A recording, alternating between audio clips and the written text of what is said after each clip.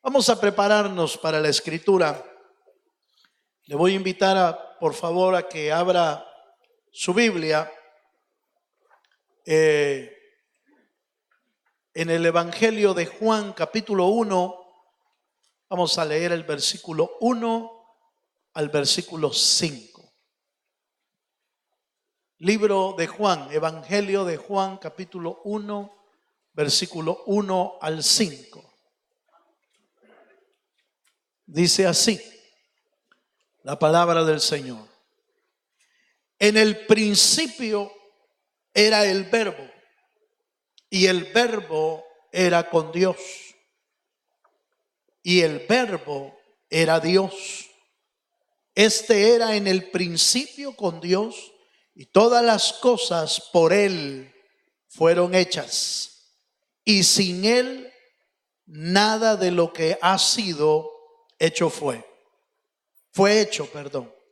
En Él estaba la vida, y la vida era la luz de los hombres. La luz en las tinieblas resplandece, y las tinieblas no prevalecieron contra ellas. ¿Cuántos dicen amén?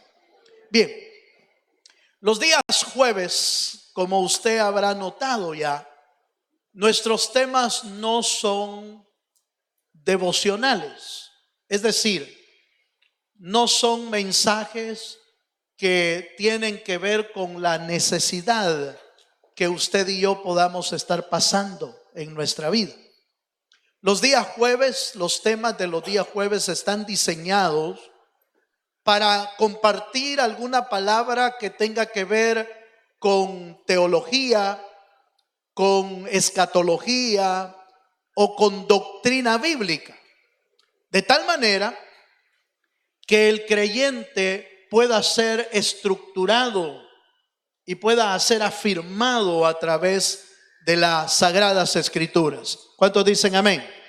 No solamente el creyente necesita oír que Dios está auxiliándolo en toda necesidad.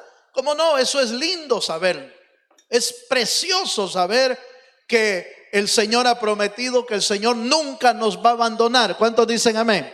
Yo estaré contigo, yo te voy a sustentar, yo te voy a cuidar. Todo eso es lindo porque prepara nuestra alma y conforta nuestro corazón.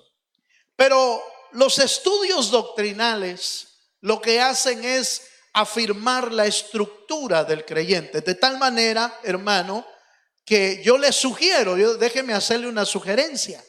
Cuando usted venga el jueves y venga dispuesto a oír esos mensajes, tráigase un cuadernito y escribe, porque al final le va a ayudar, hermano, lo que vamos a estudiar. Hoy vamos a estudiar al Rey Eterno y vamos a ver en la Biblia cómo Cristo aparece en la Biblia desde Génesis y aún desde antes aparece en la Biblia, de tal manera que en toda la Biblia usted puede ver al Dios eterno en la palabra del Señor.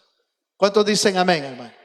De repente eso sirve para que no aparezca alguien diciéndole, no, es que Jesús es el primogénito de la creación de Dios.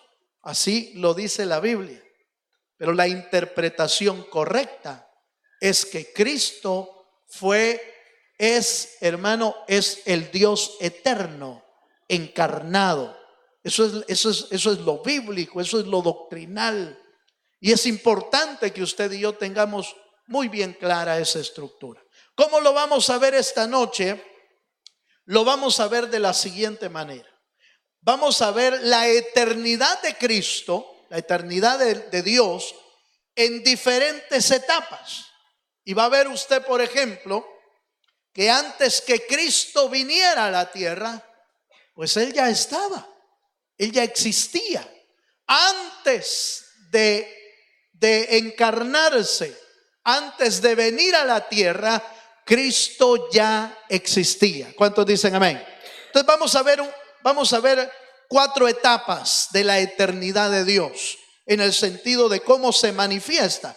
Vaya conmigo por favor a Colosenses capítulo 1, versículo 16 y 17. Y vamos a ver en primer lugar que cuando Dios creó todas las cosas, ya Cristo estaba ahí. Oiga esto, Cristo estaba ahí. El Cristo, dice Colosenses 1, 16 y 17. ¿Lo tiene, hermano? Dice así la escritura. Porque en él, y está hablando de Jesús, está hablando de Cristo. Porque en él fueron creadas todas las cosas, las que hay en los cielos y las que hay en la tierra, visibles e invisibles, sean tronos, sean dominios, sean principados, sean potestades. Todo fue creado por medio de él, hablando de Cristo, y para él. Y él es antes, oiga esta frase por favor. Y él es antes de todas las cosas, y todas las cosas en él que subsisten. Note por favor, la primera etapa que estamos viendo,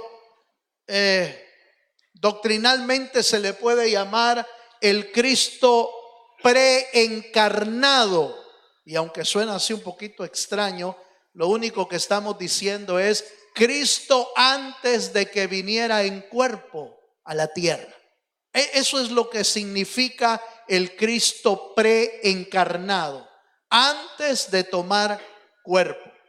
Pero note que la Biblia dice, y estoy leyendo el Nuevo Testamento, estoy hablando de una de las cartas del apóstol Pablo, y cuando el apóstol Pablo se refiere a Cristo, dice con toda claridad, porque en él fueron creadas todas las cosas. Y más adelante dice, fue creado, todo fue creado por medio de él y para él. Y por último, en el verso 17 dice, todas las cosas, y él es antes de todas las cosas. En otras palabras, el Dios que usted y yo tenemos, hablando del Cristo, no estoy hablando todavía del Dios el Padre ni del Dios Espíritu Santo, aunque usted y yo sabemos que los tres uno son. ¿Cuántos dicen amén? No estoy hablando de tres dioses tampoco, estoy hablando de uno. El Padre, el Hijo y el Espíritu Santo son uno solo. ¿Cuántos dicen amén? Por eso en el Antiguo Testamento Dios dice, oye Israel, tu Dios uno es. ¿Cuántos dicen amén? Ahora, pero lo interesante es que hablando del Hijo, hablando del Cristo, cuando se estaban creando todas las cosas, nuestro Señor Jesucristo ya estaba ahí. Es importante saber estas verdades porque, hermano, no estamos hablando del Cristo que apareció únicamente cuando vino a la tierra y se presentó como un hombre, se presentó como un ser humano, siendo un ser humano.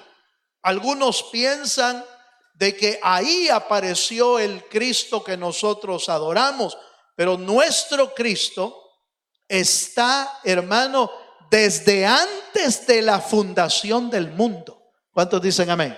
Entonces veamos lo que dice la Escritura.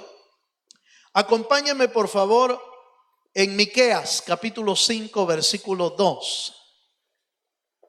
Aleluya. Miqueas capítulo 5 versículo 2. Y ahí encontramos otra verdad, hablando del Cristo. Miqueas 5:2 dice, pero tú, Belén, Éfrata, pequeña para estar entre las familias de Judá, de ti me saldrá, oiga, el que será Señor en Israel.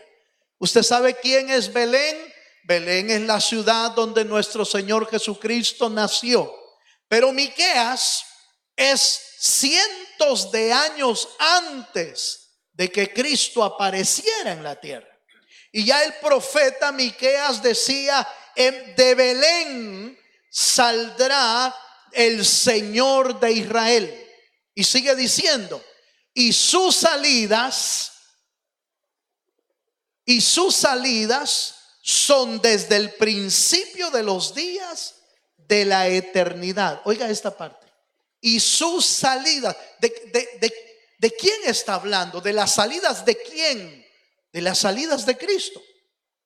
Cristo, hermano, se ha movido en toda la eternidad. Desde antes que se creara el mundo, el Señor se ha movido en la eternidad. Y lo vemos en la creación, por ejemplo en Génesis, cuando el Señor dice hagamos al hombre, se está refiriendo a la plural, ¿cómo sería? Lo plural de Dios, en el sentido de los tres en consejo, diciendo hagamos al hombre antes de que existiera cualquier cosa, o en la creación. Y en Miqueas lo vemos, y la Biblia nos dice con claridad que el Señor ha salido desde el principio hasta la eternidad. ¿Cuántos dicen amén? Entonces vemos al Cristo antes de venir a la tierra. Y el apóstol Pedro habla del Cristo y habla del Cordero que ya estaba desde antes de la fundación del mundo. Acompáñeme a Primera de Pedro, capítulo 1. Voy a leer el verso 19 y 20, por favor. Primera de Pedro, capítulo 1, verso 19 al 20. Gloria a Dios. ¿Lo tiene, hermano?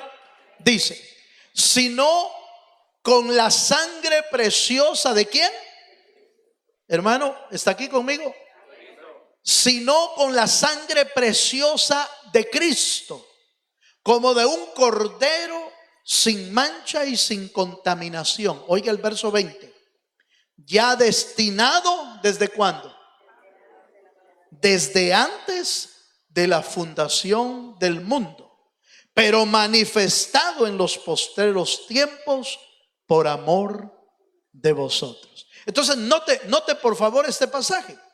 El apóstol Pedro está tratando de enseñar una verdad doctrinal importantísima para los creyentes: la existencia de Cristo por toda la eternidad.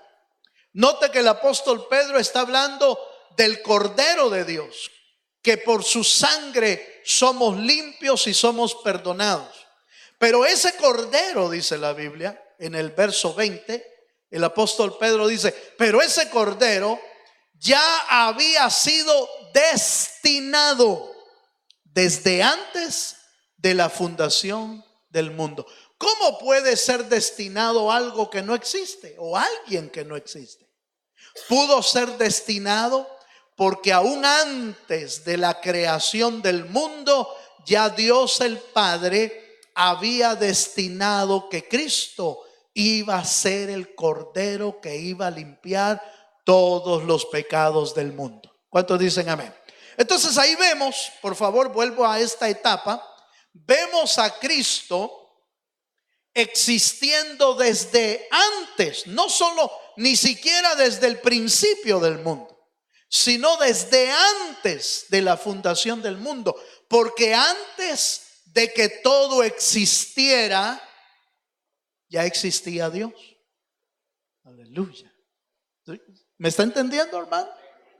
Todo lo creado y todo lo que existe, Colosenses lo dice, todo dominio, todo lo que está en el cielo, todo lo que está en la tierra, todo dominio, todo principado, fue creado por Él y para Él. Eso quiere decir que antes que existiera todo lo que hoy conocemos, quien existía era Dios. Y ahí la gran pregunta del millón, hermano, que a veces los padres no sabemos contestarle a nuestros hijos.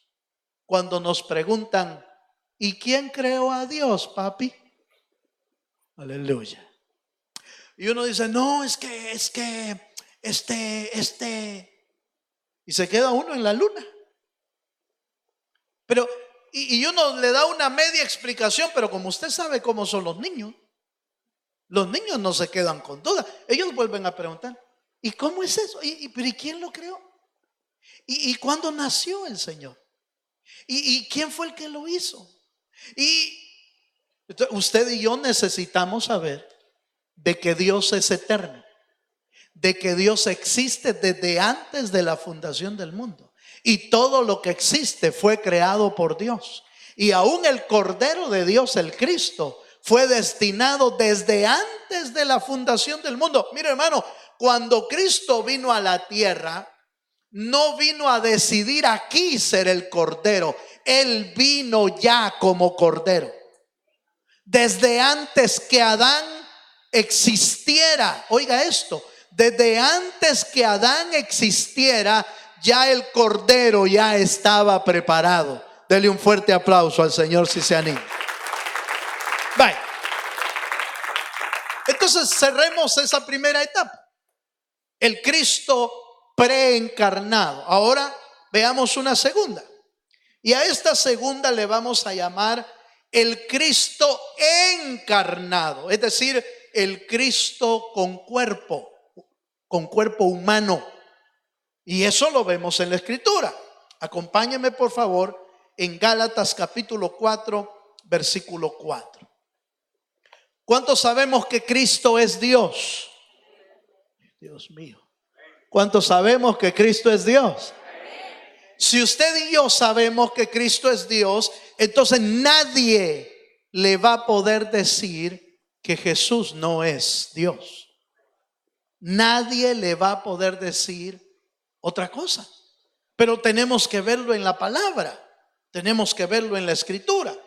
Y dice Gálatas capítulo 4, versículo 4, dice: pero cuando vino el cumplimiento de los tiempos, oiga esto, hermano, cuando vino el cumplimiento de los tiempos, Dios envió a su Hijo, nacido de mujer y nacido bajo la ley. Aquí hay dos cosas importantes. Cuando vino el cumplimiento de la ley, eso es importante porque Cristo no apareció al azar, no apareció como alguien que vino de repente. No. Había un cumplimiento de los tiempos. En el tiempo programado por Dios, oiga esto, en el tiempo programado por Dios, el Señor envió a su Hijo a nacer de una mujer y según la ley. ¿Por qué eso es importante? Porque Cristo no apareció exactamente en el lugar que ya estaba destinado. Miqueas ya lo había profetizado. De ti, Belén, oiga usted, dice: de ti, Belén, saldrá el libertador. Eso quiere decir que ya estaba destinado dónde iba a nacer, cuándo iba a nacer, cómo iba a nacer y qué venía a hacer. ¿Cuántos dicen amén? Esa es una cosa importantísima, porque todo lo que Dios prometió o todo lo que Dios profetizó se ha cumplido al pie de la letra.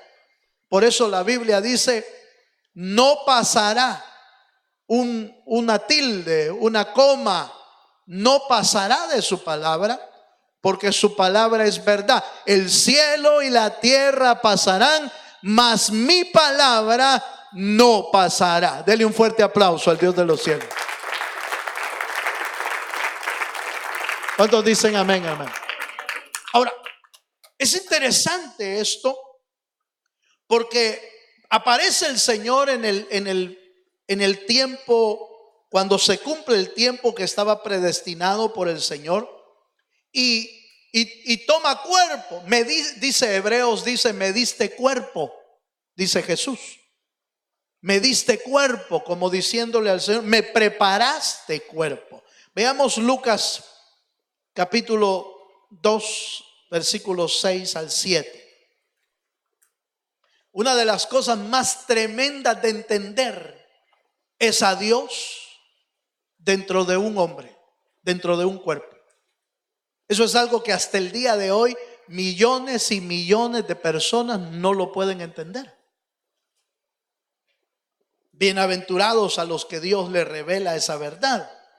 Lucas capítulo 2, versos 6 y 7 dice: y aconteció que estando ellos allí, se cumplieron los días de su alumbramiento, y dio a luz a su primogénito, y lo envolvió en pañales, y lo acostó en un pesebre, porque no había, oiga esto, no había lugar para ellos en el mesón. Ahora, déjeme hacerle una pregunta, hermano. ¿Usted cree que en realidad el Señor nació en un pesebre porque Dios no le encontró otro lugar? Aleluya. ¿Será que Dios no le encontró otro lugar para que naciera el Cristo? ¿O había sido escogido por Dios exactamente ese lugar? No lo oigo muy convencido, hermano. ¿Usted cree que Dios se le escapó a Dios y dijo: uy, ya no tengo otro lugar, aunque sea aquí que nazca? No.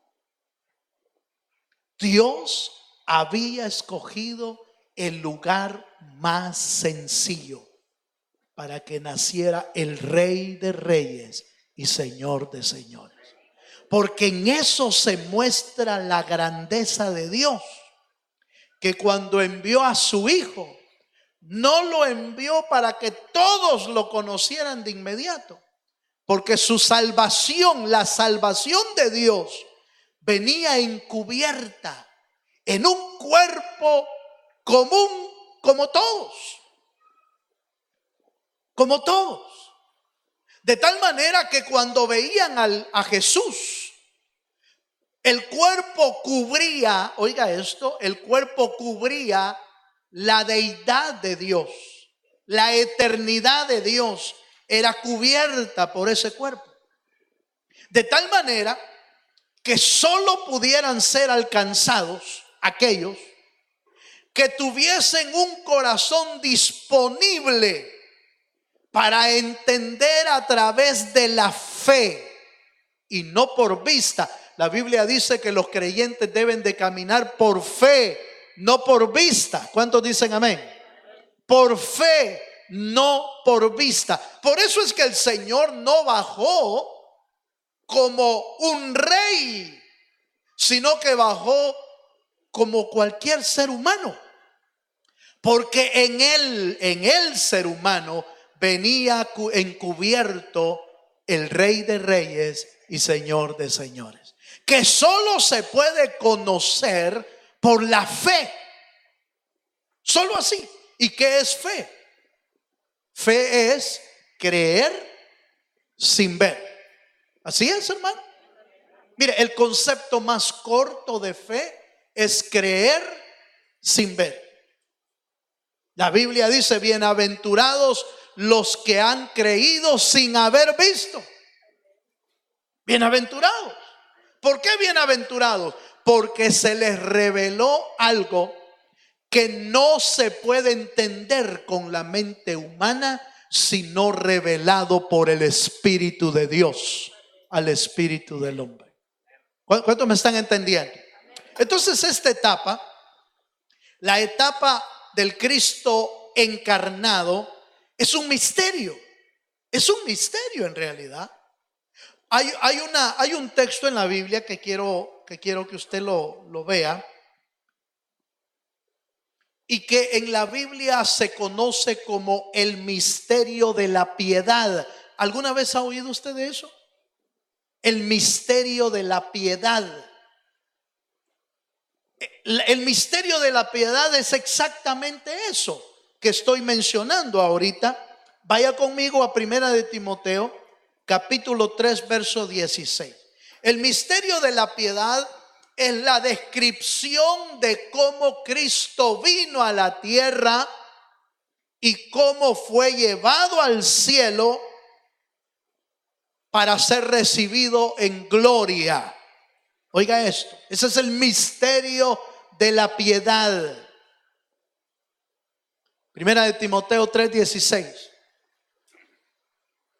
Yo sé que quizás más de algunos conocimos el misterio de la piedad en otra cosa. Aleluya. Pero el misterio de la piedad es una doctrina bíblica. Doctrina bíblica. Oiga esto. Ese es el misterio de la piedad. Dice Primera de Timoteo 3:16. Dice: e indiscutiblemente grande es el misterio de ¿qué? Por favor, subráyelo, porque de repente usted va a decir: el hermano nos habló del misterio de la piedad y eso está medio raro, eso lo oí yo en otro lado. Pero es bíblico. La doctrina es bíblica. Pero note, por favor: e indiscutiblemente grande es el misterio de la piedad. Dios fue manifestado ¿en qué? Ojo con esto. Dios fue manifestado en carne. Cristo encarnado es eso. Justificado en el Espíritu. Visto de los ángeles. Predicado a los gentiles. Creído en el mundo. Recibido arriba en gloria. Ese es el misterio de la piedad. El misterio de la piedad entonces abarca desde que Cristo nace hasta que es llevado en gloria al cielo. Déjeme explicarle el misterio de la piedad en una línea de tiempo. Se puede entender de esa manera. El misterio de la piedad es desde que Cristo nace en la tierra hasta que es llevado al cielo glorificado. ¿Sí me estoy dando a entender? Eso es el misterio de la piedad. Y cualquiera que no cree en eso no es de Dios. Por eso la Biblia dice, el apóstol Juan dice: si alguno viene a nosotros diciendo que Jesús no vino en carne, ese no es de Dios, dice. ¿Por qué? Porque son doctrinas bíblicas. Son verdades que deben de estar bien guardadas en el corazón del ser humano, en el corazón del creyente. ¿Cuántos me están entendiendo? Entonces el pasaje lo deja bien claro. Dios fue manifestado en carne. Comienza el misterio de la piedad. ¿Cómo comienza el misterio de Dios? Cuando se manifestó en carne en la tierra. Por eso dice: si algún espíritu viene diciendo que Cristo no vino en carne, el tal espíritu no es de Dios, dice. Dando a entender con claridad que el principio, la doctrina bíblica que el creyente debe de conocer es que Dios se manifestó en carne en la tierra, mostrándose en Cristo Jesús. ¿Cuántos dicen amén? Bueno, entonces ahí tenemos dos etapas de la eternidad de Cristo. Vemos a Cristo antes de crearse todas las cosas y en la creación. También vemos a Cristo cuando viene a la tierra y se presenta como un ser humano común y corriente, pero con la deidad adentro. El Cristo Hijo, el Dios Hijo encarnado. La tercera etapa, que es sumamente interesante de Cristo, es el Cristo resucitado. Y el Cristo resucitado también muestra la eternidad. ¿Por qué? Porque Cristo no puede morir. Cristo es Dios. Cristo no puede morir. ¿Cuántos dicen amén? Entonces, esto es importantísimo. Por eso es que la tumba trató de retener al Hijo, pero no pudo. De la tumba se abrió y el Cristo salió no porque, hermano, no lo pudieran, ¿qué le puedo decir? No lo trató el diablo de detenerlo. Trató la muerte de detenerlo. Pero fue imposible para la muerte retener al Cristo. ¿Por qué? Porque Él es el dador de la vida. Y Él no puede morir. Hablando del Cristo Dios. Ahora, vea conmigo, por favor. Lucas capítulo 24, versículo 4 al 7. El Cristo resucitado es la tercera etapa que estamos viendo. Y usted ve a Cristo ahí en la eternidad también. Porque el Cristo o Dios no muere. Dice Lucas 24, 4 al 7. Dice: aconteció que estando ellas perplejas, por esto he aquí se pararon junto a ellas dos varones con vestiduras resplandecientes.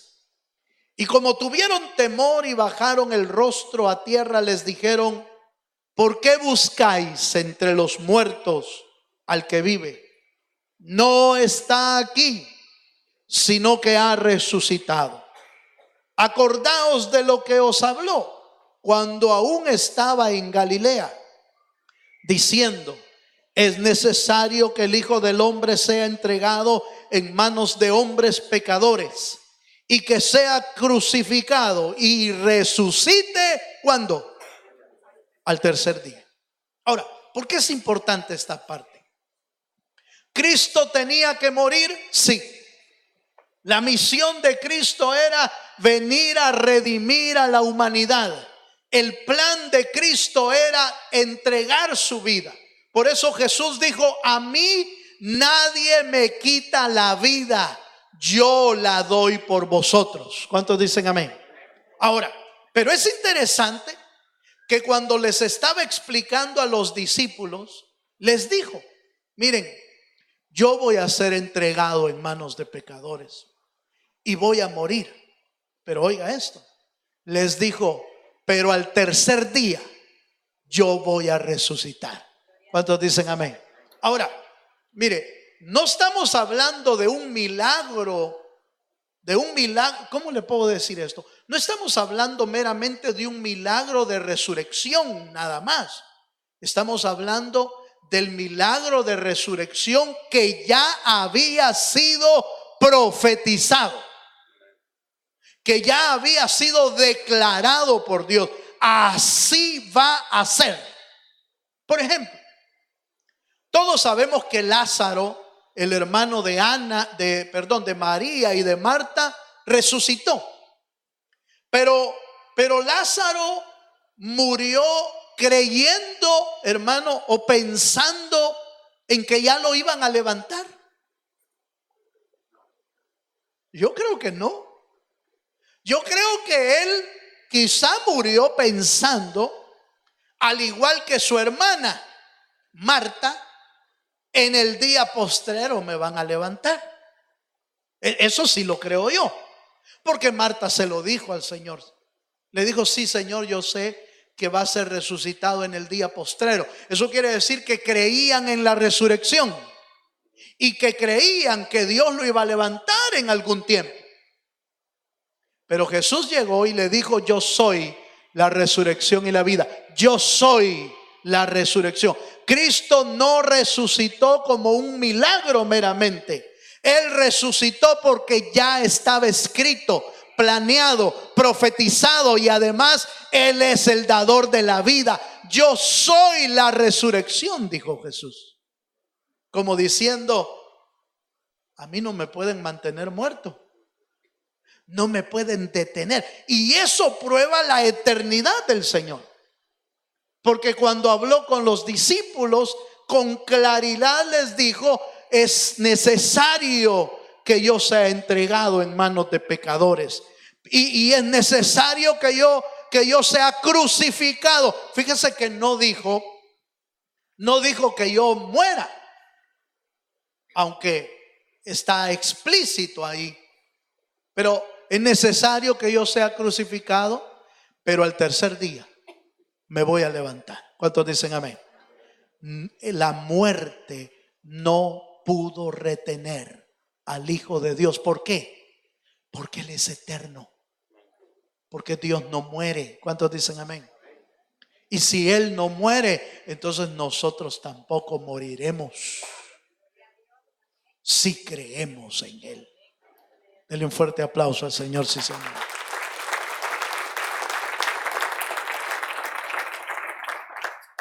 Lea un texto más conmigo. En Romanos capítulo 6, verso 8 al 9. Romanos 6, 8 al 9.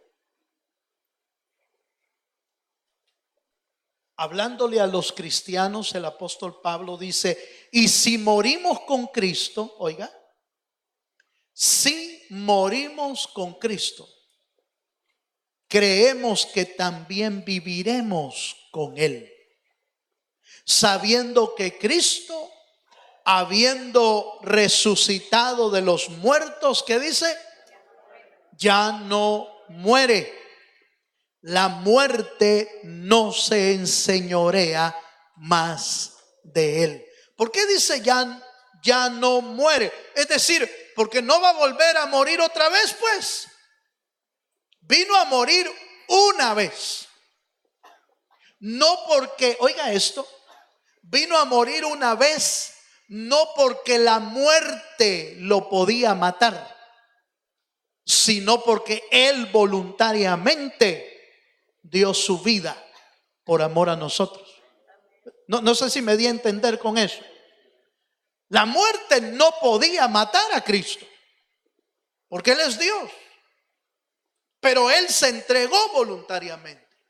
Pero entonces dijo, y da a entender este texto: ya vine a morir una vez, pero jamás voy a volver a morir. Porque vino a morir única y exclusivamente para salvarnos a nosotros. Solamente por eso. Solamente por eso. Por eso el Señor nunca más, por eso dice Hebreos, hablando de la sangre de Cristo, dice: antes los toros, los sacrificios, las ovejas, derramaban su sangre para perdón de pecados.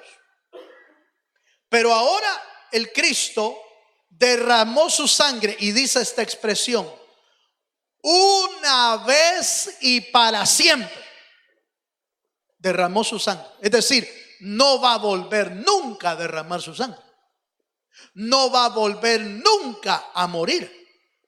No va a volver nunca a hacer otro sacrificio. Porque el sacrificio perfecto ya fue hecho. Y el que se acoge a ese sacrificio será salvo.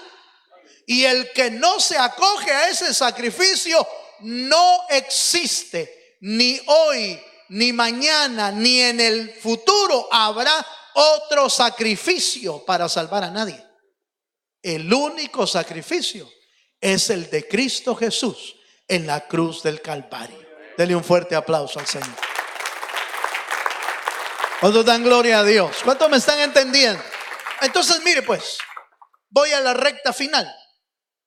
Usted ve a Cristo en la eternidad, antes de la fundación del mundo, cuando ni siquiera había tomado cuerpo. Usted ve a Cristo en la eternidad cuando entra en el cumplimiento de los tiempos y toma cuerpo para morir en la cruz del Calvario. Usted ve a Cristo en la eternidad cuando la muerte no pudo retenerlo y resucita el tercer día. Usted ve a un Cristo eterno. ¿Cuántos dicen amén?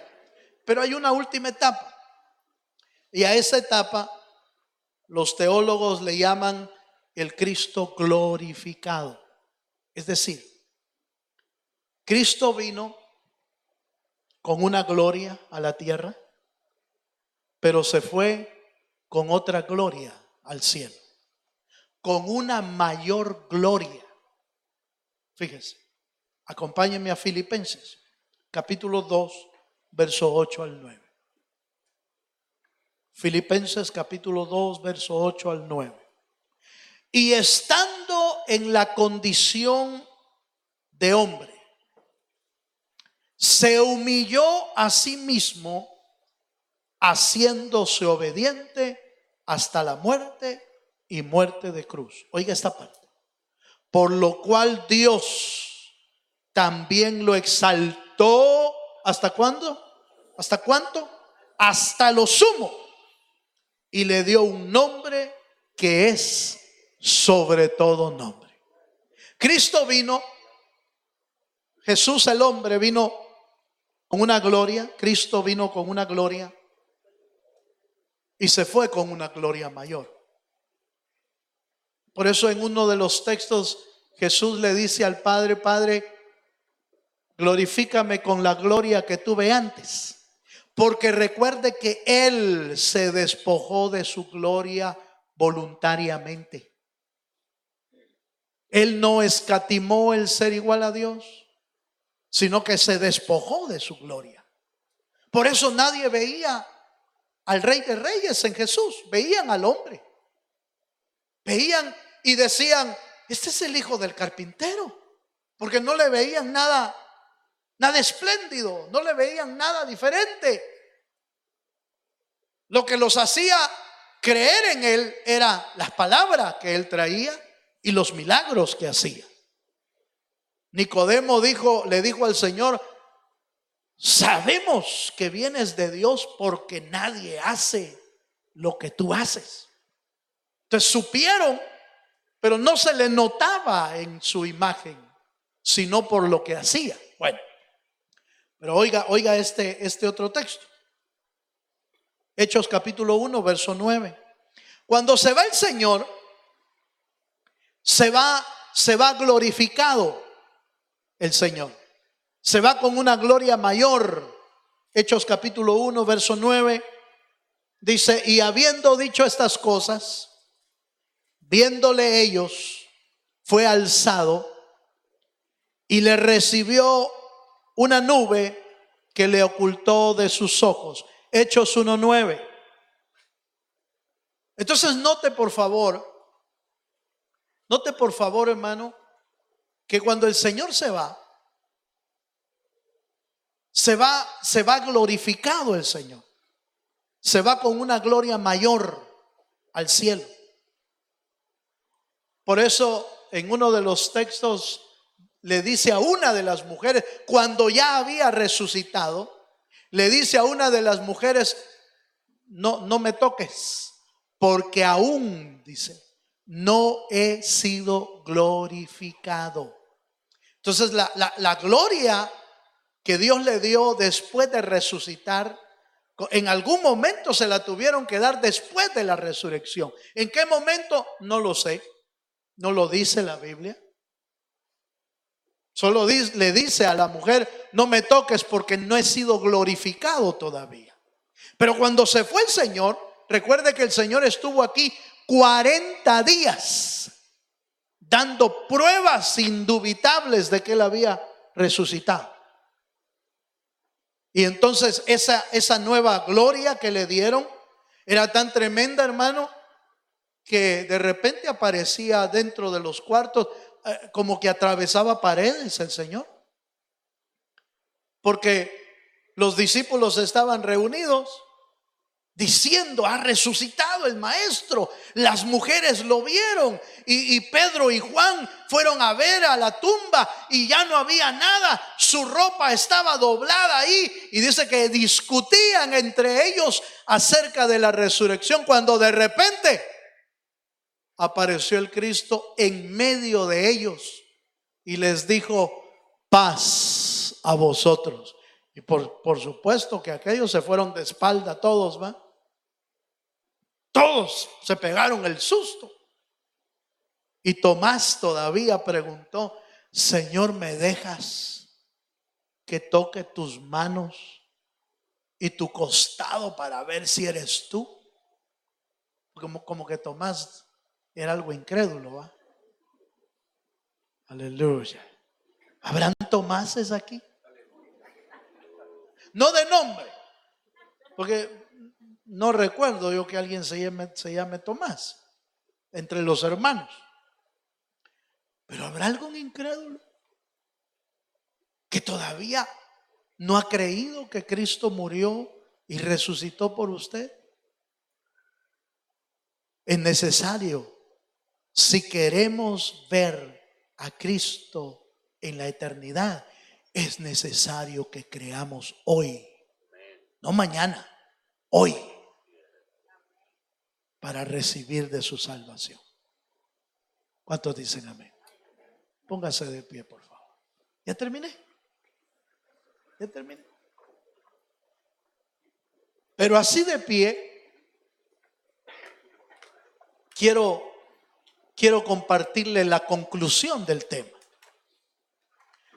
Porque ese Cristo que se fue glorioso, vendrá también glorioso para recoger a su pueblo.